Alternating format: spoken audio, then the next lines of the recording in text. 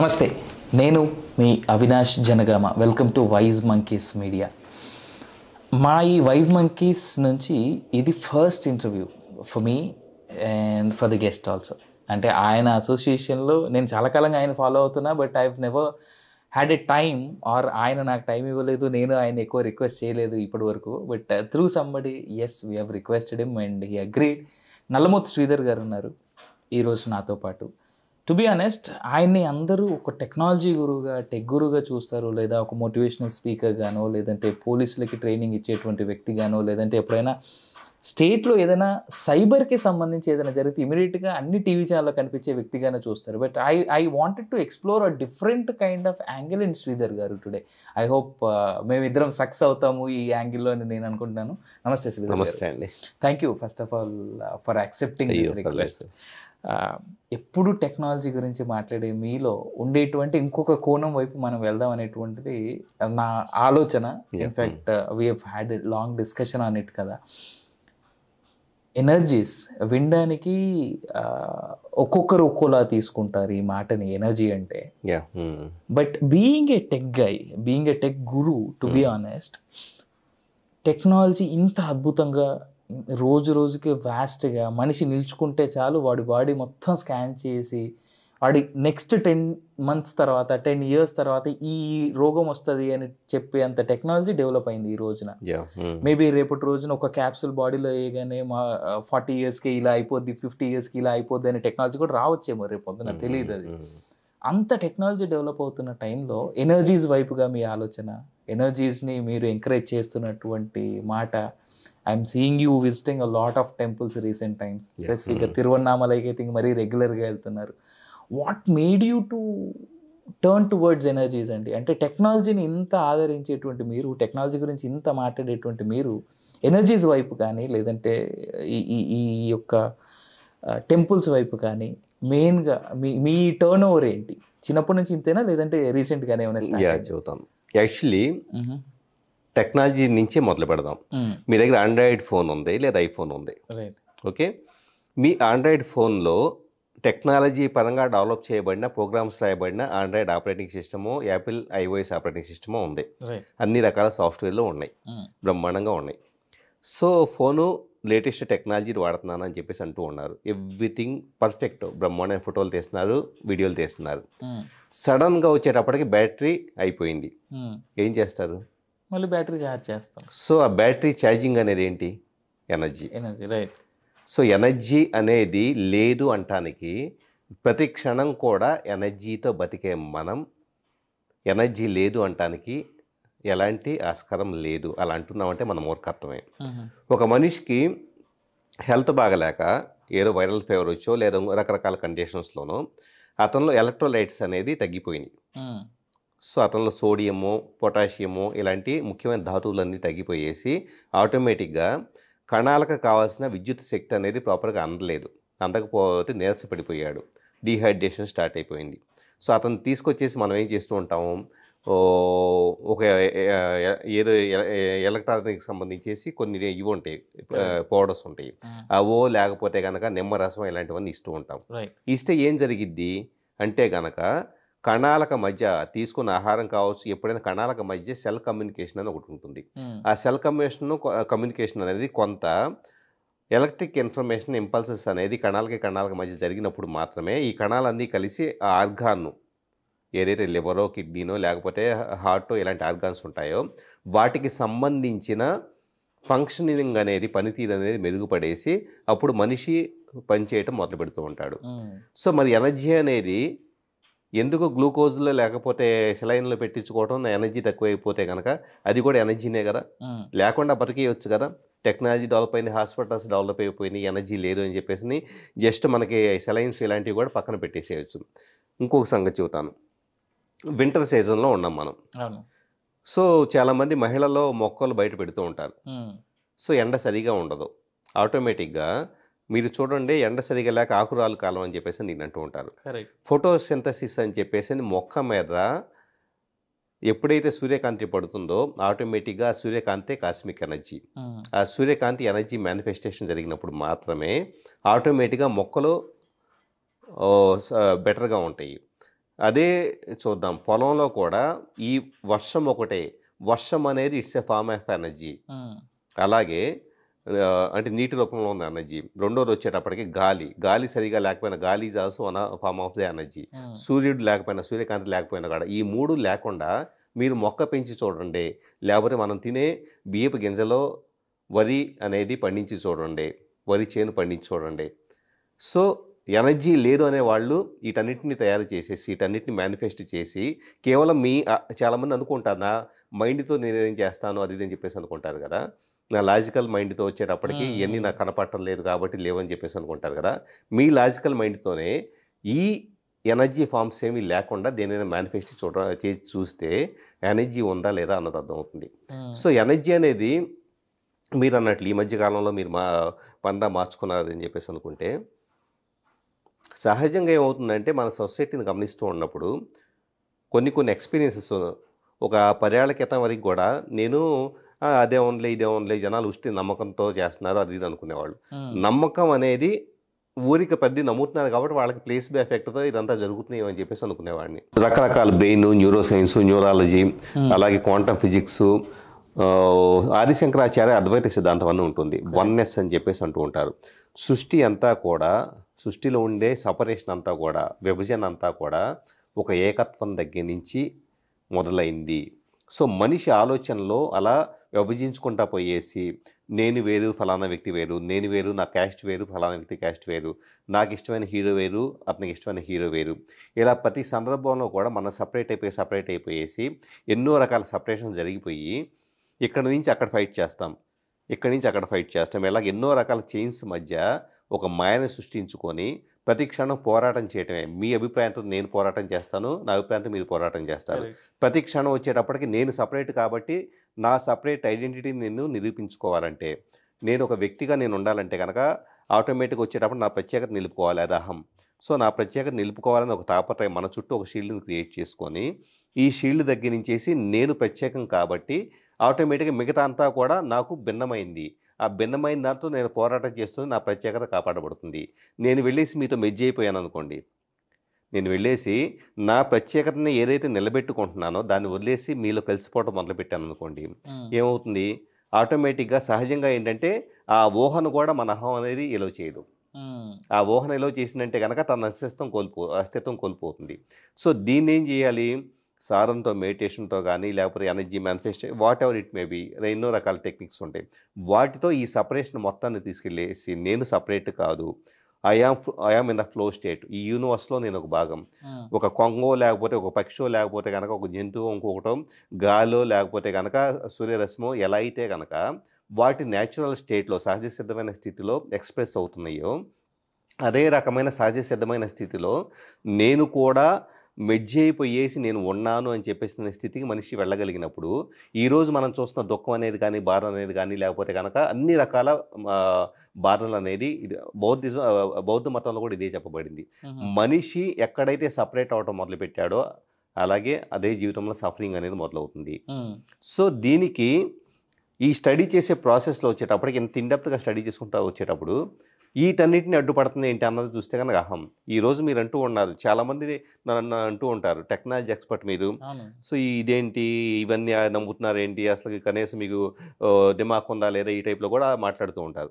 ఇలాంటివి కూడా వచ్చాయి, వస్తూ ఉంటాయి, ఖచ్చితంగా వస్తాయి. ఎందుకంటే మీ అభిప్రాయమే ఉందనుకోండి, నేను టెక్నాలజీ ఎక్స్పర్ట్ అనే మీ అభిప్రాయం ఉందనుకోండి, ఈ అభిప్రాయం ఒక 10, 20, 100, 1000 టీవీ ప్రోగ్రాములు అవి చూసిన తర్వాత ఈయన టెక్నాలజీ ఎక్స్పర్ట్ అనేది ఒక లేబుల్ మీ మెమరీ ఫిక్స్ అయిపోయి ఉంది. It is the conditioning. మీలో ఎంతో కాలంగా నా పేరు గుర్తొచ్చిన వెంటనే దాని రిఫరెన్స్ అనేది ఎలా లింక్ అయ్యి ఉందో ఇదంతా కూడా కండిషనింగ్ అయినప్పుడు దానికి భిన్నమైన అభిప్రాయాన్ని ఏర్పరచుకోవాలంటే కనుక మీకు చాలా కష్టంగా ఉంటుంది మనసుకి. ఆ కష్టంగా ఉన్నప్పుడు ఏంటి, ఇదేంటి దాన్ని జీర్ణించుకోలేక ఏర్పరచబడే అభిప్రాయాలు దాన్ని తిరస్కరించినా కూడా నా బోటాటు పట్టించుకోకుండా నా పని నేను చేసుకుపోతున్నాను అనుకోండి, కొన్నాళ్ళకే నా థాట్ ప్రాసెస్ ఎవ్రీథింగ్ అన్ని చూస్తూ మొదలుపెట్టిన తర్వాత యాక్సెప్ట్ చేయడం మొదలు పెడతారు. యాక్సెప్ట్ చేయడం మొదలు పెట్టిన దీంట్లో మళ్ళీ మాస్టరీ ఉందనుకోండి, కొన్నాళ్ళకి అసలు ఆయన టెక్నాలజీ ఎక్స్పర్ట్ కాదు, స్పిరిచువల్ ఎంత బాగా చెబుతారంటారు. అంటే మనిషి ఎదుటి వ్యక్తిని తనకు తాను ఎవాల్వ్ కావటం పక్కన పెట్టేసి, ఎదుటి వ్యక్తిని గమనిస్తూ, ఎదుటి వ్యక్తి ఈ బాక్స్‌లోనే ఉండాలి, ఇంతవరకే ఉండాలి, ఒక రాజకీయ నాయకుడు ఇంతవరకే మాట్లాడాలి. ఇలాగ ప్రతి దాన్ని తను బాక్సుల్లో పెట్టుకోవటమే కాకుండా, ఎదుటి వ్యక్తిని బాక్సుల్లో పెట్టడం వలన వచ్చే సమస్యలు. అందువలనే అక్కడే సఫరింగ్ కూడా. ఇప్పుడు నన్ను ఇందాకన్నాను, నా అభిప్రాయం, మీ అభిప్రాయం వేరైనప్పుడు ఎలా అయితే సంఘర్షిస్తున్నారో, నా మీద మీకున్న అభిప్రాయం అనేది మారిపోయినప్పుడు కూడా మీరు నాతో సంఘర్షిస్తూ ఉంటారు. సో మీరు తీసుకున్న ఆహారంలో కనీసం ఒక 0.1% అయినా కూడా నన్ను ఈయన టెక్నాలజీ ఎక్స్పర్ట్గా ఉండాల్సిన వ్యక్తి ఇవన్నీ మాట్లాడుతున్నాడు ఏంటి అని చెప్పేసి అని దాన్ని రిజెక్ట్ చేయటం మీద, రెసిస్టెన్స్ మీద మీరు పెడుతూ ఉంటారు. Energy waste, energy leak. Okay, అసలు మీ మీ మొదటి అడుగు ఎలా పడింది ఈ వైపుగా? ఎందుకంటే మీరు ఇందాక చెప్తూ కూడా ఒక మాట అన్నారు, నేను చాలా చదవడం వల్ల ఈ వైపుగా వచ్చానని. అంటే దానికి స్పెసిఫైడ్ రీజన్ ఏదో ఉందా? అంటే జనరల్గా హ్యూమన్ లైఫ్లో మనం చూసుకుంటే గట్టిగా ఏదైనా ఇబ్బంది వచ్చినప్పుడే దేవుడి వైపు అడుగులు పడతాయి. అలాంటిది ఏదైనా మీ మీ మీ జీవితంలో జరిగిన కారణమే అని అనుకోవచ్చా? లేదంటే లేదు నిజంగానే నాకు ఈ పుస్తకాలు, ఈ టెక్నాలజీ ఇదంతా చూడడం వల్ల ఇది కాకుండా ఇంకేదైనా ఉంది తెలుసుకోవాలనే ఆలోచన? నేను నా చిన్నప్పుడు బేసికల్గా అరౌండ్ 18 to 20 years ఏజ్లో కాలేజ్ డేస్, చిన్నప్పుడు కూడా కాలేజ్ డేస్లో మా మదర్ వచ్చేటప్పటికి కొద్దిగా తనకున్న మా ఫాదర్ సెకండ్ మ్యారేజ్ చేసుకోవడం వల్ల కావచ్చు, కొద్దిగా మానసికంగా చాలా ఇబ్బంది పడుతూ ఉండేవాళ్ళు. సో దానివల్ల కొన్ని రకాల ట్యాబ్లెట్స్ వాడాల్సి రావడం కానీ, లేకపోతే ఏది మానసిక చికిత్స కోసం ట్యాబ్లెట్లు వాడాల్సి రావడం కానీ ఇలా జరుగుతూ ఉండేది.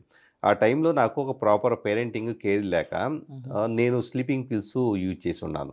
రోజుకు ఒక 30 స్లీపింగ్ పిల్స్, మార్నింగ్ 10, మధ్యాహ్నం 10, ఈవినింగ్ 10 అన్ని వాడగలుగుతారా? అసలు రెసిస్టెన్స్ ఉంటుందా అంటే, సో నాకు హ్యాబిచ్యువేట్ అయిపోయింది. 10 వేసుకున్నా కూడా నాకు అది నార్మల్గా ఉండే తప్పించేసి పెద్ద ఇదేం తేడా ఉండేది కాదు.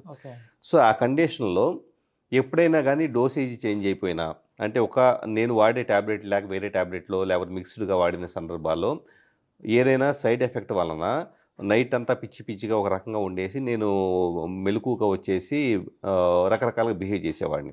1-2 సార్లు అలాంటి బాగా ప్యానిక్ సంఘటనలు జరిగినాయి. మా పక్కన వాళ్ళు వీళ్ళంతా మా సిస్టర్ వీళ్ళనే భయపెట్టేవాళ్ళు, ఏమని, వాళ్ళ అమ్మలాగే తను కూడా తయారైపోతున్నాడు, సో మానసికంగా అస్థిమితంగా తయారవుతున్నాడు, అది ఇది అని చెప్పేసి కామెంట్ చేసేవాళ్ళు. ఆ తర్వాత అది ఎంత పెయిన్ఫుల్ మా సిస్టర్ నాతో అంటూ, తర్వాత జీవితాంతం వాటి గురించి ఆ జ్ఞాపకాలు అవన్నీ చూసిన తర్వాత ప్రతి మనిషి కూడా మానసికంగా బలంగా ఉన్నంతకాలం జీవితం అద్భుతంగా ఉంటుంది. మానసికంగా బలహీనంగా ఉండటం మొదలైతే ఏ సందర్భం, ఆర్థిక సమస్య వల్ల కావచ్చు, కుటుంబ సమస్యల వల్ల కావచ్చు, లేకపోతే ఒక వైఫల్యం వల్ల కావచ్చు, ఏదైనా మానసికంగా మనిషి బలహీనత అవడం మొదలైన తర్వాత ఆటోమేటిక్గా మనిషిని పీపుల్ జడ్జి చేస్తారు, మనిషి ఆరోగ్యం దెబ్బతింటుంది, మనిషి భూమి మీద ఉనికి అనేది క్షీణించిపోయేసి, అవయవాలంతా కూడా క్షీణించిపోయేసి కొన్నాళ్ళకే ఆ మనోవేదంతో చనిపోయే వాళ్ళు కూడా ఉంటారు. మరి ఇంత ప్రామినెంట్ ఉన్న మైండ్ గురించి ఎందుకు స్టడీ చేయరు? ప్రపంచంలో రాజకీయాల గురించి స్టడీ చేస్తూ ఉంటారు, లేకపోతే ప్రపంచంలో రకరకాల మ్యాథ్స్ గురించి అని అదన్నీ ఇదన్నీ స్టడీ చేస్తూ ఉంటారు. ఒక మనిషి ఎగ్జిస్టెన్స్ని, థాట్ ప్రాసెస్ని నిరంతరం కాపాడేది మనిషి ప్రజెంట్ స్టేట్ ఆఫ్ మైండ్ని ప్రభావితం చేసేది. ఈ క్షణం మన ఫీలింగ్స్ని, ఎమోషన్స్ని ప్రభావితం చేసే మైండ్ గురించి ఎందుకు స్టడీ చేయట్లేదు పీపుల్? సో నా మైండ్ని నేను నా కంట్రోల్లో పెట్టుకుంటే ప్రపంచం మొత్తం నా గుప్పిట్లో ఉన్నట్లు అన్న విషయం ఫస్ట్ అర్థం చేసుకున్నాను ఒక స్టేజ్లో. ఎందుకంటే ప్రీవియస్ ఎక్స్పీరియన్సెస్ వల్ల కావచ్చు. అక్కడి నుంచి న్యూరాలజీ, న్యూరో సైన్స్ స్టడీ చేయడం మొదలుపెట్టాను. న్యూరాలజీ, న్యూరో సైన్స్ ఎంత ఇన్డెప్త్గా స్టడీ చేస్తున్నానంటే, ఆ పర్టికులర్ న్యూరోప్లాస్టిసిటీ కావచ్చు, న్యూరాన్స్కి మధ్య జరిగే ఏదైతే కనుక ఎలక్ట్రోమాగ్నెటిక్ కమ్యూనికేషన్ కావచ్చు, కొన్ని రకాల న్యూరో కెమికల్స్కి సంబంధించిన ఎలాంటి డోపమిన్ కానీ ఎలాంటి న్యూరో కెమికల్స్ ఉంటాయి వాటికి సంబంధించి ఇలా ప్రతిదీ, డెండ్రిస్ అంటే ఏంటి, కొత్త కనెక్షన్స్ ఎలా ఏర్పడతాయి, పాత కనెక్షన్స్ ఎలా ఫేడ్ అవుట్ అవుతూ ఉంటాయి. సో ఇంకా చెప్పాలంటే అల్జీమర్స్ వ్యాధి ఇలాంటివి వచ్చేటప్పుడు బ్రెయిన్లో సరిగ్గా నిద్ర కానీ లేకపోతే ప్రాపర్ రెస్ట్ లేకపోతే కనుక డ్రైనేజ్ సిస్టమ్ ఇంపాక్ట్ అయ్యి, సో తెలియకుండా అల్జీమర్స్ కావచ్చు, ఇంకా రకరకాల మెమరీకి సంబంధించిన ఇష్యూస్ వస్తాయి. ఇలా ప్రతిదీ కూడా ఒక న్యూరాలజిస్టు కన్నా ఇన్డెప్త్గా స్టడీ చేస్తున్నాను. సో చేసిన తర్వాత అప్పుడు కాదు, నాకు అక్కడతో నాకు ఆగలేదు. ఇది సంథింగ్ అదే టైంలో నాకు తెలియకుండా, నిజం చెప్పాలంటే ఇప్పుడు దీనికి బ్రెయిన్ గురించి స్టడీ చేయడానికి, మైండ్ గురించి స్టడీ చేయడానికి నా చిన్నప్పటికి సంబంధించిన ఎక్స్పీరియన్సెస్ కారణమైతే, నాకు దీన్ని యూనివర్స్తోనో లేకపోతే కనుక కాన్షియస్నెస్తోనో వీటన్నిటితో కనెక్ట్ చేయాలన్న ఆలోచన కాన్షియస్గా నాకు జరగల. తెలియకుండానే అక్కడి నుంచి ఇంట్రెస్ట్ మొదలైపోయింది. ఇంట్రెస్ట్ మొదలైన తర్వాత అక్కడ నేను అబ్జర్వ్ చేయడం మొదలుపెట్టున్నాను. ప్రతిదీ కూడా సొసైటీలో ఎక్స్ప్రెస్ చేయబడే ప్రతి దాంట్లో అది ఈ క్షణం మీ బాడీ లాంగ్వేజ్ దగ్గర నుంచి, ఈ క్షణం నా మాట తీరు దగ్గర నుంచి, ఈ క్షణం ఆ వస్తువు దాని షేప్ దగ్గర నుంచి, ఇలా ప్రతి దాంట్లో కూడా it's the expression of the universe అంతే. ఓకే. ఓకే. అది నేను పాసివ్లీ ఆర్ యాక్టివ్లీ గమనించుకుంటూ, ఇదేమై ఉండొచ్చు, ఇది ఎలా మేనిఫెస్ట్ అయ్యి ఉండొచ్చు, దీని వెనక ఎన్ని చైన్స్ కనెక్ట్ అయ్యి ఉండొచ్చు, కార్యకారణ సిద్ధాంతం ఇలాంటివి చాలామంది అంటూ ఉంటారు. సో ఇది ఈ మేనిఫెస్టేషన్ రూపంలో రావడానికి ముందు ఎన్ని డైమెన్షన్స్ దాటి ఉండొచ్చు, ఇలా స్టడీ చేసుకుంటా అంటే పర్సీవ్ చేసుకుంటా గమనించుకుంటా వెళుతూ ఉండే కొద్దీ ఒక స్థాయి వరకు మాత్రమే మైండ్ వెళ్ళగలుగుతుంది. ఆ స్థాయి దాటిన తర్వాత నాకు అర్థమయ్యేది కాదు, ఏంటి అర్థం కావట్లేదు, దీనికి ఏదో సంథింగ్ ఏదో కనెక్షన్ ఉండిద్ది, ఏంటి అర్థం కావట్లేదని ఒక బ్లాక్ అనేది ఏర్పడితే అప్పుడు ఇంకా తీవ్రంగా మెడిటేషన్ చేయడం మొదలుపెట్టాను. మెడిటేషన్లో ఆల్ఫా స్టేటు, అలాగే నెక్స్ట్ థీటా స్టేట్కి అలా వెళ్తూ ఉండే కొద్దీ అంటే కంప్లీట్ నా శరీరము నా మనస్సు కూడా లేని స్థితిలోకి వెళ్ళిన తర్వాత అక్కడ తెలియకుండా చాలా నాలెడ్జ్, అప్పటిదాకా అంటే అప్పుడు నాలెడ్జ్, అప్పటిదాకా నేను ఇదేంటి అని స్ట్రగుల్ అయ్యే నాలెడ్జ్ అంటే నాకు అర్థం అవడం మొదలుపెట్టింది. కళ్ళు తీసి తర్వాత ఏది చూసినా కూడా చాలా సింపుల్గా ఇదేలే అని చెప్పేసి ఈజీగా అర్థం అవడం మొదలుపెట్టింది. చాలామంది పుస్తకాలు చదివో, చాలామంది ఏదో లెక్చర్స్ వినో, లేకపోతే ఏదో చేసేసి చాలా నాలెడ్జ్ సంపాదించాలని ప్రయత్నిస్తారు. కానీ ఏమీ చేయొద్దు, హ్యాపీగా మెడిటేషన్ చేసుకోండి.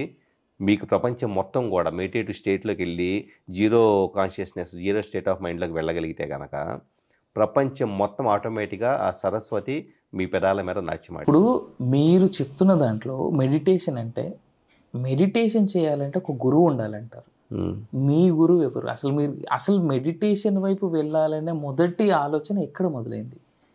మీరు ఇంత జర్నీ చెప్పిన తర్వాత కూడా ఎందుకు ఈ ప్రశ్న ఇంత క్లియర్గా అడుగుతున్నానంటే, మిమ్మల్ని ఇప్పటికీ చూస్తున్నటువంటి తరుణం కానీ, చూసే వ్యక్తులు కానీ కేవలం టెక్ గురు అనో, లేదంటే టెక్నాలజీకి సంబంధించిందనో, లేదంటే సైబర్ ఇష్యూస్ వచ్చినప్పుడు శ్రీధర్ గారిని కలిస్తేనో, ఆయన్ని అపాయింట్మెంట్ తీసుకుంటేనో ఈ ఇష్యూకి ఒక సొల్యూషన్ దొరుకుతుందని చూసేవాళ్ళే తప్ప, మీరు ఇంత ఇన్డెప్త్గా మీరు చెప్తున్నటువంటి మెడిటేషన్ లెవెల్స్ కానీ, లేదంటే మెడిటేషన్లో రీచ్ అవ్వాల్సినటువంటి పొజిషన్ కానీ ఏదైతే ఉందో, చాలా డీటెయిల్డ్ అనాలిసిస్ చేసి తనకి తాను ప్రయోగాలు చేసుకొని తనని తాను కాదు, నేను కాదు, ఇది ఇంకెవరు అనేటువంటి ఉచ్చ స్థితికి వెళ్ళినప్పుడు మాత్రమే ఇలాంటివన్నీ సాధ్యం అవుతాయి. ఇన్ఫ్యాక్ట్ నేను మీ ఇంట్రడక్షన్లో నేను చెప్పినట్టుగా తిరువణామలకి కూడా మీరు రెగ్యులర్గా వెళ్తున్నారు కాబట్టి, రమణ మహర్షి రమణ తత్వం అంటే చెప్పేది కూడా అదే కదా.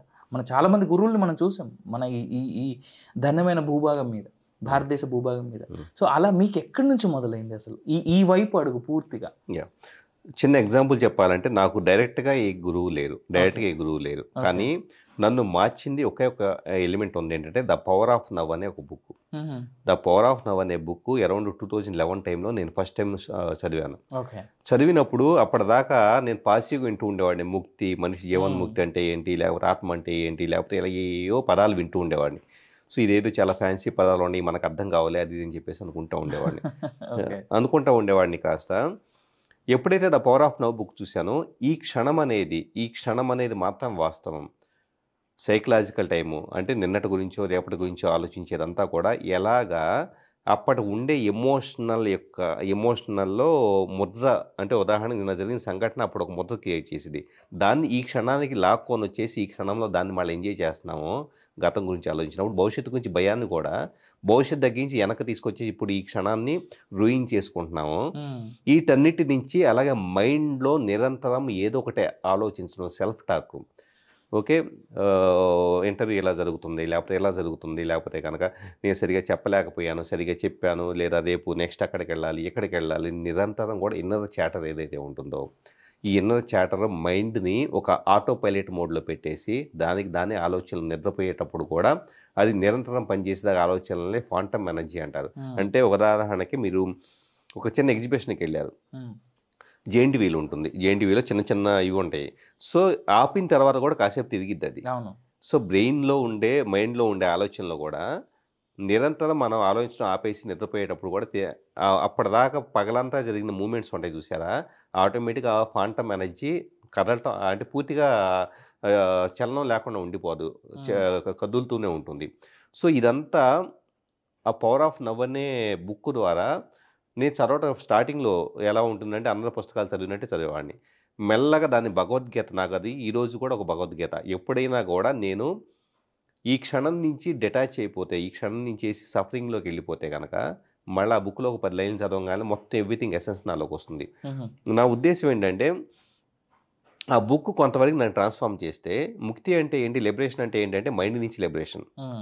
మైండ్ నుంచి వచ్చే ఏదైనా కూడా లిబరేషనే, స్వేచ్ఛ. మైండ్ నుంచి ఎలాంటి లిబరేషన్ వస్తుంది, మీరు మంచివాళ్ళు, మీరు చెడ్డవాళ్ళు, నా ఎదురుగా ఉన్న మిమ్మల్ని నేను మంచివాడు చెడ్డవాడు అని లేబుల్ ఇస్తే కనుక ఆటోమేటిక్గా నా ప్రవర్తన, నా పర్సెప్షన్ ఎవ్రీథింగ్ అక్కడితో లాక్ అయిపోతుంది.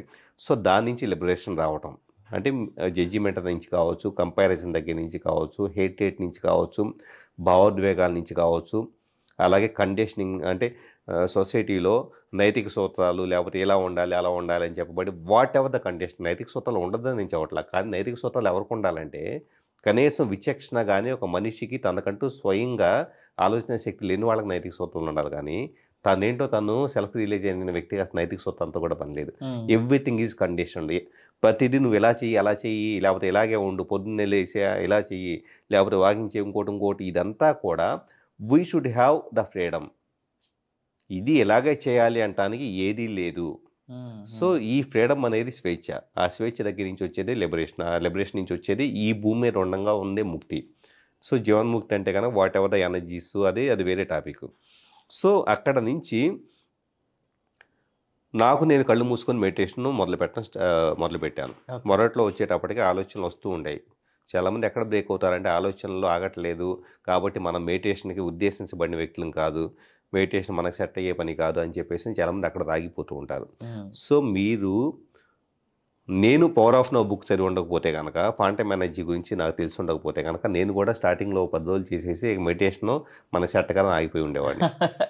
ఫస్ట్ ఇయర్ బీటెక్ స్టూడెంట్ వదిలేసినట్టు. సో ఎప్పుడైతే కనుక నేను క్వాంటమ్ ఎనర్జీ గురించి వీటన్నిటి గురించి నాకు తెలుసో, ఆలోచన పట్టించుకోకుండా ఉంటే గనక, నేను మిమ్మల్ని పట్టించుకోకపోతే 2 రోజులు నన్ను తిడతారు, 3వ రోజు తిడతారు, 4వ రోజు మనకు పని పాట లేదా, మన పని మనం చూసుకుందాం అని చెప్పేసి మీ పని మీరు చూసుకుంటారు. సో ఎప్పుడైతే కనుక మనం థాట్స్ మీద ఫోకస్ పెడతామో వాటికి ఎనర్జీని ఇన్ఫ్యూజ్ చేసినట్లు. సో మన మానసిక శక్తిని మన ఆలోచన మీద ఎప్పుడైతే కనుక ఇన్ఫ్యూజ్ చేసామో ఆటోమేటిక్గా ఆలోచన పెరుగుతుంది. ఎప్పుడైతే కనుక దాని నుంచి డిఫ్యూజ్ చేసామో ఆటోమేటిక్గా ఆలోచన తగ్గిపోతుంది, సాంద్రత తగ్గిపోతూ ఉంటుంది. సో మెడిటేషన్లో ఫస్ట్ ఒక 1 మంత్ పాటు ఏ థాట్ను పట్టించుకోకపోతే 2వ నెల నుంచి ఏ మనిషి అయినా, ఏ గురువు అవసరం లేదు, ఏ మనిషి అయినా కూడా ఆటోమేటిక్గా తన మనసు మీద నిగ్రహం అనేది సాధించగలుగుతారు. సో అది మెల్లమెల్లగా ఏమైందంటే కేవలం మెడిటేషన్లో ఉన్నతమైన స్థితిలోకి వెళ్ళటం మాత్రమే కాకుండా మెడిటేషన్లో కావాల్సిన ఎనర్జీస్ని మేనిఫెస్ట్ చేయటం, నేను ఒక సంకల్పాన్ని క్రియేట్ చేసేసుకొని ఆ సంకల్పాన్ని సృష్టించుకోవడం, ఇదంతా కూడా సాధన చేయటం మొదలుపెట్టున్నాను. అలా సాధన చేసుకుంటూ వెళ్ళటం వలన చాలా థింగ్స్ నాకు తెలియ అంటే ఎక్స్ట్రా సెన్సరీ పర్సెప్షన్ అంటారు, ఈఎస్పి అంటారు. ఈఎస్పి అంటే జ్ఞానేంద్రియాలతో మనం చూసేవి వినేయే నమ్ముతాను, చూసారా నాస్తికులు చెప్పేటట్లు. సో ఆ విధంగా కళ్ళతో చూసే మాత్రమే కాదు, మనకు తెలియని ఎనర్జీస్ గురించి తెలియటం కావచ్చు, అర్థం కావటం కావచ్చు, పర్సీవ్ చేయటం కావచ్చు, వాటిని గుర్తించడం కావచ్చు, వాటిని మేనిఫెస్ట్ చేయడం కావచ్చు. ఈ శక్తి అంతా ఎక్కడి నుంచి వచ్చిందంటే కనుక ఇలా నిరంతరమైన సాధన ద్వారా. చాలామంది సాధన అని ఏదో మెడిటేషన్ చేస్తే ఒక 5 నిమిషాలు చేస్తే కనుక కాస్త హెడేక్ తగ్గింది, ఓకే చాలు మెడిటేషన్ బాగా పనిచేస్తుంది అని చెప్పేసి అని ఒక పని దాని నుంచి వచ్చిన రిజల్ట్. ఎప్పుడు కూడా మన లైఫ్ చూడండి, మీరు ఇక్కడ ఉన్నారు ఉదాహరణకి, శ్రీధర్ గారు బాగా మాట్లాడుతున్నారు ఈ సబ్జెక్ట్ అని చెప్పేసి అని మీకు అనిపించింది అనుకోండి, మీరు ఇక్కడికి వచ్చారు, నన్ను ఇంటర్వ్యూ చేస్తున్నారు, సో నేను ఇంటర్వ్యూ చేస్తున్నాను, దాని నుంచి వచ్చిన రిజల్ట్. సో మీకు మంచిగా అనిపిస్తే మంచిగా, లేకపోతే దాన్ని రిపీట్ చేస్తాను, మంచిగా అవ్వకపోతే ఆయన ఇది చెప్పారులే, ఆయన మనకు ఇది కాదని. మనం చేసే ప్రతి పనికి కూడా ఈ పని వల్ల ఏం వచ్చింది అన్నదాన్ని కంపారిజన్ ఉంటుంది, జడ్జిమెంట్ ఉంటుంది, ఆ తర్వాత ఆ పని రిపీట్ చేయాలా లేదని చెప్పేసి ఉంటుంది. ఇలాగ మెడిటేషన్ లాంటి వాటిని ఏం చేస్తూ ఉంటారంటే కనుక ఇది నా వల్ల కాదు, ఇది నాకు సెట్ అయింది కాదని చెప్పేసి అక్కడ దాపేస్తూ ఉంటారు. సో కాజ్ అండ్ ఎఫెక్ట్ పద్ధతిలో కాకుండా we have to do anything అని చెప్పేసి ఒక కర్మయోగిలాగా చేసుకుంటూ వెళ్ళిపోతే మెడిటేషన్ కాదు, ఏ పని అయినా కూడా అది కూడా మెడిటేషన్.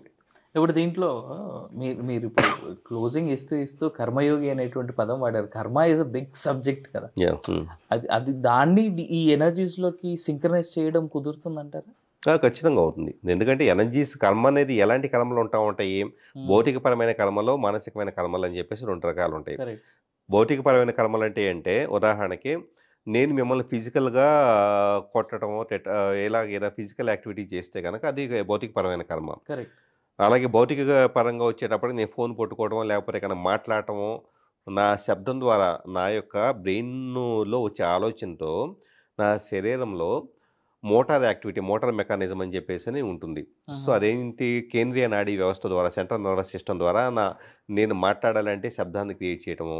అలాగే నేను ఏదన్నా ఫోను ఏదో స్విచ్ చేయాలంటే గనక ఇక్కడ చేతి కదలికని, చేతి మూవ్‌మెంట్ ఎక్కడి దాకా ముందుకు కలపాలి స్విచ్ చేయాలంటే అని ఇదంతా క్రియేట్ చేసేది కేంద్రీయ నాడీ వ్యవస్థ ద్వారా మోటార్ యాక్టివిటీ అనేది జరుగుతుంది. కరెక్ట్. సో, ఇదంతా కూడా భౌతికంగా జరిగే యాక్టివిటీస్. అంటే కొంత కదలిక ద్వారా కావచ్చు, పెరాల ద్వారా, మాట ద్వారా కానీ జరుగుతాయి.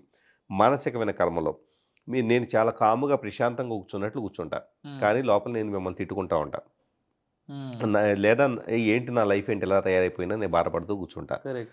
సో, ఇదంతా కూడా మానసికమైన కర్మ. భౌతికమైన కర్మలో, మానసికమైన కర్మలో అన్నీ చేసుకుంటూ వెళ్తాం. చేసిన తర్వాత అలాగే మీరు ఆఫీస్‌లో ఉంటారు. మంచిగా టైప్ చేస్తారు. మంచి ప్రోగ్రామ్స్ రాయగలుగుతారు. కోడింగ్ చేయగలుగుతారు. మంచి కంపెనీలో డెవలప్ కాగలుగుతారు. ఒక పెయింటర్ బాగా బొమ్మలు గీస్తూ ఉంటాడు. అది కూడా అతను చేసే కర్మ. కరెక్ట్. సో, అతను కర్మయోగి ఎప్పుడవుతాడంటే భగవద్గీతలో చెప్పబడినట్లు ఆ కర్మ నుంచి ఏమీ ఆశించకుండా, ఆ కర్మతో ఫలితంతో సంబంధం లేకుండా దాన్ని ఆస్వాదిస్తూ మనసు, శరీరము ఈ 2 కూడా దాంట్లో మెర్జ్ అయిపోయేసి అతను దాంట్లో ఆ ట్రాన్సెండెంట్ స్టేట్‌లోకి వెళ్ళినప్పుడు అతను కర్మయోగి అవుతాడు.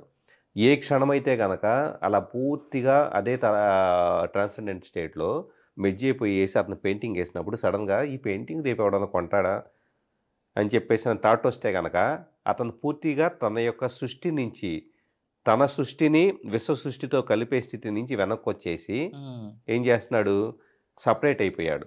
అక్కడతో అతని డిసీజ్ స్టార్ట్ అవుతుంది. డిసీజ్ అనేది ఎక్కడి నుంచి వస్తుందంటే కనుక ఆర్డర్లో ఉన్నప్పుడు ఏ డిసీజ్ రాదు. ఎప్పుడైతే కనుక మనసు, శరీరము యూనివర్స్తో కలవటం ఆగిపోయేసి సపరేట్ అయిపోతాయో అక్కడ ఆటోమేటిక్గా మనుషులు డిసీజ్ స్టార్ట్ అయిపోతూ ఉంటుంది. సో, కర్మయోగి అంటే కనుక తన కర్మల్ని ఎక్స్పెక్టేషన్ లేకుండా చేసేవాడు. అలాగే భౌతికమైన, మానసికమైన కర్మలు ఇప్పుడు వీటిలో చెప్పుకుంటే ఉద్యోగపరంగా చేసే మాత్రమే కాదు, మీరు ఏదైనా కూడా ఉదాహరణకి మీరు నన్ను తిట్టారు, నోటితో భౌతికమైన కర్మ చేశారు. మానసికమైన కర్మ నుంచి భౌతిక కర్మగా మారిపోయేసి అది నా మీద ఎగ్జిబిట్ అయింది. దాన్ని నేను రెస్పాండ్ అయ్యాను అనుకోండి. మీరు అన్నారు కాబట్టి నేను రెస్పాండ్ అయ్యాను, రియాక్షన్ మెకానిజంలోకి వెళ్ళిపోయానంటే కనుక ఐ ఆమ్ క్రియేటింగ్ అనదర్ కర్మ. Okay, immediate action. మీరు నన్ను తిట్టారు, నేను మీ నుంచి పడాలని ఉంటే, ఎందుకు పడాలని ఉంటే కనుక నేను ఇంతకుముందు ఇదే రకమైన సార్ట్ ఆఫ్ ఎనర్జీని ఎక్కడో యూనివర్స్లో పంపించుంటా. ఓకే ఓకే, అంటే మనం ఎప్పుడు అంటారు కదండి, మీరు ఏదైతే బయటికి తోస్తారో అది మళ్ళీ ఖచ్చితంగా మళ్ళీ తిరిగి వస్తుంది అని చెప్పేసి అని. బయటకు తోయటం ఎలా ఉంటుంది, ఉదాహరణకి మీకు తిట్టించుకోబట్టం ఇష్టం అనుకోండి. తిట్టించుకోబట్టం ఎవరికి ఇష్టం ఉండదు, కానీ చాలామంది అంటూ ఉంటారు తిట్టించుకోబట్టం ఇష్టమే. మీకు ఎలా ఇష్టం కాకపోయినా ఇష్టంగా మారుస్తారు, ఎలా మారుస్తారో చెప్పమంటారా? సో, ఏ పర్టికులర్ థింగ్ అయినా కూడా ఉదాహరణకి నాకు ఇప్పుడు ఇంతకుముందు కాఫ్ వచ్చినప్పుడు ఎలా వచ్చిందంటే కనుక నా బ్రాంకైనల్ ట్యూబ్స్ మీద నేను లాస్ట్ 1 month నుంచి రకరకాల ఇంటర్వ్యూస్కి మాట్లాడుతూ ఉండి ఒత్తిడి చేయటం వల్ల అంటే ఫిజికల్ లెవెల్ ఆఫ్ స్ట్రెస్ అనేది వచ్చింది. ఫిజికల్ లెవెల్ ఆఫ్ స్ట్రెస్ కానీ మెంటల్ లెవెల్ ఆఫ్ స్ట్రెస్ కానీ ఈ 2 కూడా మనిషి జబ్బుకి కారణమవుతాయి. మెంటల్ లెవెల్ ఆఫ్ స్ట్రెస్ని చూద్దాం. ఉదాహరణకి మీకు బాగా కావాల్సిన వ్యక్తి మిమ్మల్ని మోసం చేశారు, మీకు కావాల్సిన వ్యక్తి మిమ్మల్ని పట్టించుకోలేదు. సో, మీరు ఎక్స్పెక్ట్ చేసిన విధంగా రిసీవ్ చేసుకోలేదు వాళ్ళ ఇంటికి ఏదో ఫంక్షన్కి వెళ్తే. సో, ఆటోమేటిక్గా మీ మనసులో వచ్చేటప్పటికి నేను అనవసరంగా దగ్గరగా ఉండి నేను చులకనైపోతూ ఉన్నాను, ఇక నుంచి నా కంట్రోల్లో నేను ఉంటాను, ఇలా ఉండకూడదని చెప్పేసి అని అప్పటిదాకా ఓపెన్గా ఉన్న మీ హార్ట్ చక్రాన్ని సంకుచితంగా చేసుకున్నారు. సో, ఇక నుంచి నేను అందరితో చాలా దూరంగాను నా విలువను కాపాడుకునేలాగా ఉండాలని చెప్పేసి అనుకున్నప్పుడు ఏమవుతుందంటే అప్పటిదాకా ఓపెన్గా చొచ్చుకుపోయేలాగా ఉండే హార్ట్ చక్ర కాస్త హార్ట్ చక్ర ఎనర్జీ క్లోజ్ అయిపోతుంది. ఓకే. సో, డోర్ ఓపెన్ చేసి డోర్ క్లోజ్ చేసినంత ఈజీగా మనం ఎక్కడైతే ఎక్స్పాండ్ అవుతామో అక్కడ ఓపెన్ అవ్వడం, ఎక్కడైతే కనుక నేరో అయిపోతామో అక్కడ వచ్చేటప్పటికి క్లోజ్ అయిపోవడం జరుగుతుంది. ఇప్పుడు హార్ట్ చక్ర ఎనర్జీ క్లోజ్ అయిన వెంటనే మీకు వచ్చే హెల్త్ ఇష్యూస్ ఏంటో చెబుతాను. బ్రాంకైటిస్ కానీ, కోల్డ్ కానీ, ఇమ్యూనిటీ సిస్టమ్ కాంప్రమైజ్ కావడం కానీ, ఇలాంటివంతా కూడా హార్ట్ చక్ర ఎనర్జీ క్లోజ్ అయితే వస్తూ ఉంటాయి. ఉదాహరణకి ఇంకొక ఉదాహరణ, మీరు గతంలో జరిగిన సంఘటనల వల్ల ఏ మనిషినైనా కానీ మళ్ళీ మళ్ళీ గుర్తొస్తూ ఉంటారు. మళ్ళీ మళ్ళీ వాళ్ళని క్షమించలేకుండా వాళ్ళ గురించి ఆలోచిస్తూ ఉంటారు. So you are holding the negative energy. ఏది ఇంతకుముందు మీకు ఏర్పడిన నెగిటివ్ ఎనర్జీ మొత్తాన్ని మీరు హోల్డ్ చేసుకుంటూ ఉన్నారు కదా. అలా హోల్డ్ చేసుకుంటా దేన్ని కూడా మర్చిపోకుండా వదిలిపెట్టకుండా ఉంటే కనుక అలాంటి వ్యక్తులు కాంటిసిపేషన్ కానీ మలబద్ధకం ఇలాంటి సమస్యలు వస్తూ ఉంటాయి. So what ever the things. అలాగే కొంతమంది మహిళలు ఇళ్లలో వాళ్ళకి సంబంధించిన ఆలోచనలో భర్తలు సరిగా వినకపోవడం కానీ పిల్లలు పట్టించుకోకపోవడం కానీ వాళ్ళ ఎమోషన్స్ అన్నీ అణిచిపెట్టుకొని ఉంటారు. వీళ్ళందరికీ ఆటో ఇమ్యూన్ డిజార్డర్స్, ఆర్థరైటిస్ కానీ ఇలాంటివన్నీ వస్తుంటాయి. అంటే వాళ్ళ ఇమ్యూనిటీ సిస్టమే వాళ్ళ మీద తిరగబడేసి పనిచేస్తూ ఉంటుంది. యుద్ధం చేసేలాగా. సో ఇలాగా ప్రతిదీ కూడా మానసికమైన శారీరకమైన ఇంబ్యాలెన్స్ వల్లనే డిసీజ్ వస్తుంది. మనసు సరైతే ఆరోగ్యం సరైపోతుంది. Simply. Exactly. Right. Can we cleanse our aura? అంటే మీరు చెప్తున్న ఈ పద్ధతిలో సింప్లిఫైడ్గా, ఎందుకంటే ఆరా క్లీనింగ్ అనేటువంటిది కానీ లేదంటే ఆరాలో ఉన్నటువంటి డిస్టర్బెన్సెస్ని మనం క్లియర్ చేసుకోవాలన్నా చాలా పెద్ద ప్రాసెస్ ఉంటుందని గురువుల ద్వారా అయితే వినడం జరిగింది. సో మీరు చెప్తున్నట్టుగా అంటే మీరు గురువు ఎవరు లేకుండా మీరే నేర్చుకున్నాను, నేను అదే ప్రాక్టీస్ చేస్తున్నాను అన్నారు కాబట్టి సింప్లిఫైడ్గా ఆరాని క్లీన్ చేసుకునేటువంటి పద్ధతి కానీ లేదంటే అసలు చేసుకోవడం కుదురుతుందా? అసలు చాలా రకరకాల పద్ధతులు ఇంటర్నెట్లో వీడియోస్ లేకపోతే ఈ ఆడియో వినండి మీకు ఆరా క్లీన్ అయిద్దని రకరకాలు నడుస్తూ ఉంటాయి. కానీ ఒకటి ప్రాక్టికల్గా చెబుతాను. ఆరాలో ఉండే మల్టిపుల్ లేయర్స్ ఏవైతే ఉంటాయో అన్నమయ కోశం అంటే కనుక ఫిజికల్ బాడీ. సో ఫిజికల్ బాడీలో ఇంబ్యాలెన్స్ ఉంటే కనుక సహజంగా అది మీ ఫిజికల్ లెవెల్లో సరిగా నడవలేకపోవడం, కాళ్ళు నొప్పులు, ఓళ్ళ నొప్పులు రకరకాలుగా అది ఎక్స్ప్రెస్ అవుతుంటుంది. సో అలాంటప్పుడు ఫిజికల్ లెవెల్ కేర్ తీసుకోగలిగితే కనుక ప్రాపర్గా సెట్ అయిపోతుంది. అంటే వాటర్ సరిగా తీసుకోకపోతే డీహైడ్రేషన్ లేకపోతే మజిల్ పెయిన్స్ ఎలా వస్తాయో సో అది ఫిజికల్ లెవెల్ ఆఫ్ అది కూడా మీరు ఇండైరెక్ట్గా ఆరాన్ని క్లీన్ చేసుకున్నట్లే లెక్క. మీ ఫిజికల్ లెవెల్ ఆరాన్ని క్లీన్ చేసుకున్నట్లు. రెండోది ఎనర్జీ లెవెల్ ఆఫ్ ఇది. ఎనర్జీ లెవెల్ ఆఫ్ ఇది ఎలా ఎక్స్ప్రెస్ అవుతుందంటే మీరు ఎక్కడికో బయటికి వెళ్ళేసి వచ్చి ఉన్నారు. సో వాళ్ళ యొక్క దృష్టి అనేది మీ పట్ల అసూయగానో కోపంగానో ద్వేషంగా చూసే దృష్టి మీ ఎనర్జీ బాడీ మొత్తాన్ని ఇన్ఫ్లుయెన్స్ చేస్తుంది. అప్పుడేం జరుగుతుంది, ఆవలింతలు రావటం రకరకాలుగా ఉంటూ ఉంటుంది. అప్పుడు ఆరాన్ని ఏ విధంగా ఇచ్చేసుకోవాలంటే లేదా మీ ఎమోషన్ కానీ అప్పుడు ఆరాన్ని ఎలా ఇచ్చేసుకోవాలంటే కంప్లీట్ జీరో స్టేట్లోకి. అందుకనే మెడిటేషన్ ప్రతి దానికి జీరో స్టేట్లోకి వెళ్ళగలిగితే కనుక మెడిటేషన్ సాధన చేస్తే సొంతంగా ఆరాన్ని క్లీన్ చేసుకోవచ్చు. ఒక లేమెన్ ఎలాంటి ఈ నాలెడ్జ్ లేకుండా ఆరాన్ని క్లీన్ చేసుకోవడం సాధ్యపడదు. అతను లేమెన్ ఏం చేస్తాడు, ఆటో కరెక్షన్ మెకానిజంలో భాగంగా మనసు బాగలేనప్పుడు ఆవలింతలు వస్తున్నప్పుడు లేకపోతే కనుక మైండ్ అంతా డిస్టర్బ్గా ఉన్నప్పుడు వెంటనే నాకు మైండ్ మూడు బాగలేదు బయటికి వెళ్ళి సినిమా చూద్దాం, ఫ్రెండ్ దగ్గరికి వెళ్దాం అని తనకు తాను అతని శరీరమే అతని మనస్సే ఇంకో ప్రత్యామ్నాయం కోసం చూస్తుంది, సరి అవటం కోసం. It is the auto correction mechanism. యూనివర్స్లో ప్రతిదీ కూడా మన ఆలోచనే కాదు, విశ్వంలో ప్రతిదీ కూడా ఒక కేయాస్ సృష్టించబడింది, ఒక గందరగోళం సృష్టించబడింది అంటే కనుక దానికి సరి చేయబడే విషయం కూడా సిద్ధంగానే ఉంటుంది. సో కాబట్టి ఆరాన్ని క్లీన్ చేసుకోవాలంటే కనుక దానికి మెడిటేషన్ చేసుకుంటే మనం సొంతంగా క్లీన్ చేసుకోవచ్చు. లేకపోతే కనుక కనీసం ఆల్టర్నేటివ్ మన మనసే వెతికి పట్టుకుంటుంది. అంతే. అంతే. ఓకే, నాకు చివరిగా ఒక మాట చెప్పండి. ఎనర్జీస్ దగ్గర మొదలెట్టాం, ఆరాస్ దాకా వచ్చాం. మీరు చెప్తున్న దాంట్లో అంటే మీరు మెడిటేషన్ చేస్తున్న దాంట్లో మేనిఫెస్టేషన్ అనేటువంటి పదం కూడా వారు. మేనిఫెస్టేషను, ఎనర్జీస్, యూనివర్స్ ఇవన్నీ లా ఆఫ్ అట్రాక్షన్లో ఒక భాగం అంటారు. సో ఇప్పుడు మీరు మాట్లాడుతున్న దాంట్లో కావచ్చు లేదా మీరు ప్రాక్టీస్ చేస్తున్న పద్ధతిలో కావచ్చు, లా ఆఫ్ అట్రాక్షన్ కూడా is a part of it అని అనుకోవచ్చా మనం? 100% పార్ట్ ఆఫ్ ఇట్. ఓకే. ఎందుకంటే ఎప్పుడైనా కూడా మీరు ఒక చిన్న ప్రాజెక్ట్ చేయాలనుకుంటున్నప్పుడు దాని నుంచి ఒక నెల రోజుల పాటు ప్యారలల్ వాడుస్తూ ఉంటాం. అంటే ఈ క్షణము ఒక 30 frames a second అనేది ఒక ఫిల్మ్ని క్రియేట్ చేస్తే ఫోటోలో ఒక 30 ఫోటోలు పక్కన పెడితే ఒక సెకండ్ వీడియో తయారైద్ది కదా. అలాగా ఒక గంట వీడియో తయారు కావాలంటే ఇంటూ 60 అని చెప్పేసి ఇలా మనం క్యాలిక్యులేట్ చేస్తాం. 60 × 60 అని చెప్పేసి అని అన్ని ఫోటోలు పక్కన పెడితే ఒక సినిమా ఎలా తయారవుతుందో, గంట సినిమా ఎలా తయారవుతుందో, ఈ క్షణం నేను చాలా సంతోషంగా ఉన్నాను, ఈ క్షణం నేను చాలా రిచ్గా ఉన్నాను అనేది ఈ క్షణం యొక్క నా ఫ్రేమ్ అనుకుంటే, ఇదే ఫ్రేమ్ని ఇదే మైండ్ సెట్ని నేను గంట సేపు మెయింటైన్ చేస్తే గంట సేపు నా ఎనర్జీ సిగ్నేచర్ వచ్చేటప్పటికి యూనివర్స్లో పంపించబడుతుంది. సో ఈ గంట సేపు నా ఎనర్జీ సిగ్నేచర్ నేను రిచ్గా ఉన్నాను, కాన్ఫిడెంట్గా ఉన్నాను అనే దాన్ని ఎక్కడ కూడా చెక్కు చెదరకుండా సడన్గా మీరు గంట సేపట్లో మీరు ఎవరో వచ్చేసి ఏదో అన్నారనుకోండి, చెక్కు చెదరకూడదు, ఇదే స్టేట్ కంటిన్యూ కావాలి. ఇలాగ మెడిటేషన్‌లోనూ ఏదో పద్ధతిలో ఇంకా చెప్పాలంటే బీటా స్టేట్ కాకుండా థీటా స్టేట్ ఒకటి ఉంటుంది.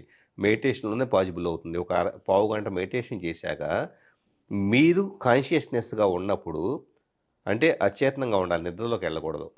అచేతనంగా కాకుండా చేతనంగా ఉండేసేసి మీరు ఆ మూమెంట్‌లో నాకేం కావాలి అన్న మెంటల్ స్టేట్‌లో గనక మెయింటైన్ చేయగలిగితే ఇంకొక అరగంట పాటు అలా రోజుకు ఒక 10, 15 రోజుల పాటు మీరు చేయగలిగితే గనక ఖచ్చితంగా మీరు అనుకున్నదే తెలియకుండానే మేనిఫెస్ట్ అవ్వటం స్టార్ట్ అవుతుంది. ఓకే. ఇది నేను కళ్ళారా నేను చాలా నాకు సంబంధించిన ప్రతిదీ నేను మేనిఫెస్ట్ చేసుకుంటానే ఉంటా. ఓకే. అదే మేనిఫెస్ట్ కాకపోతే ఏంటంటే మనకు సంబంధించినవి మన జీవితానికి సంబంధించినవి జరుగుతాయి తప్పించి ఇంకొకళ్ళ జీవితంలోకి ప్రవేశించాలని ట్రై చేస్తే అవి మేనిఫెస్ట్ అయితే అవ్వచ్చేమో కానీ ఆటోమేటిక్గా వాటి ద్వారా వచ్చేటప్పటికే మనమే సమస్యలు కొని తెచ్చుకోవాలి. ఓకే. రివర్స్ అంతే. ఇంజినీరింగ్ జరిగినట్టుగా Exactly. జరిగిపోద్ది అది. ఓకే. సో సింప్లిఫైడ్‌గా ఒక మాట చెప్పండి. లా ఆఫ్ అట్రాక్షన్ అంటే చాలామంది ఫాల్స్ అంటారు. మీరు మీరు చెప్తున్న దాన్ని బట్టి ఐ మీన్ నేను ఐ హావ్ సీన్ ఇట్. బలంగా కోరుకుంటా జరిగిపోద్ది అని చిన్నప్పటి నుంచి మన పేరెంట్స్ చెప్తా ఉంటారు కదా. So that's what is called as law of attraction కావచ్చు, లా ఆఫ్ మేనిఫెస్టేషన్ కావచ్చు. సింప్లిఫైడ్ భాషలో చెప్పాలంటే ఏమని చెప్తారు దాన్ని? ఒక 10th క్లాస్ స్టూడెంట్‌నే తీసుకుంటే గనక అతను స్టేట్ మొత్తం మీద ఫస్ట్ ర్యాంక్ వచ్చాడు అనుకుందాం. ఫస్ట్ ర్యాంక్ వచ్చాడన్న అతను హార్డ్ వర్క్‌తో వచ్చాడని చెప్పేసి అందరం చెప్పుకుంటాం కదా. హార్డ్ వర్క్ అనే ఒక పదంలో అతని యొక్క అన్ని రకాల ఎలిమెంట్స్‌ని మనం బంధించేసి ఆ పదం ఒక్కదాంతో అన్నిటిని రిప్రజెంట్ చేస్తాం. ఫస్ట్ ఏంటంటే వెర్బలైజ్డ్‌గా అన్నీ తయారు చేసిన తర్వాత పదాల్లోకి అన్ని ఎనర్జీస్‌ని తీసుకొచ్చి బంధించేసి ఈ ఒక్కటే ఎనర్జీ అంటున్నాం. అసలు హార్డ్ వర్క్ అంటే ఏంటి? మనకు అర్థమవుతుంది. ఆ పదాన్ని అర్థం చేసుకుంటున్నాం కాబట్టి దాన్ని ఒక ఫ్రేమ్‌లో పెట్టుకొని అనుకుంటున్నాం. ఈ హార్డ్ వర్క్ అనే దాంట్లో ఏం జరిగింది అతనికి?